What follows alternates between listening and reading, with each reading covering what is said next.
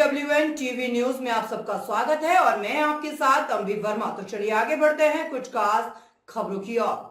Delhi Dehradun national highway 58 पर बुधवार की सुबह करीब 9 बजे एक भीषण सड़क हादसा हो गया। घने कोहरे के कारण विजिबिलिटी बेहद कम हो गई थी, जिसके चलते एक के बाद एक कई वाहन आपस में भिड़ गए। इस हादसे में ट्रक और मिनी ट्रक एक के बाद एक ठुकते चले गए, जिससे हादसे की चपेट में करीब 20 वाहन आ गए। हादसे में शामिल वाहनों की लंबी कतार लग गई, जिससे यातायात ठप हो गया।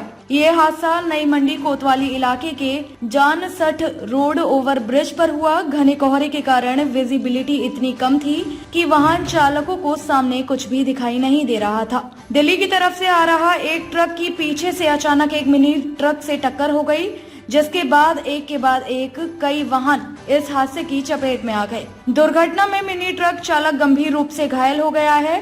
इस हादसे में एक बाइक सवार भी चपेट में आकर चोटिल हो गया।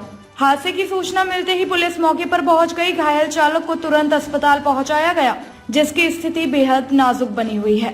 पुलिस ने क्रेन की मदद से क्षतिग्रस्त वाहनों को हटाने का काम शुरू कर दिया है। हाईवे पर लंबा जाम लग गया है, जिसे यातायात पुलिस खुलवाने में जुटी हुई है। आपको बता दें कि बुधवार सुबह से ही घना कोहरा छाया हुआ है।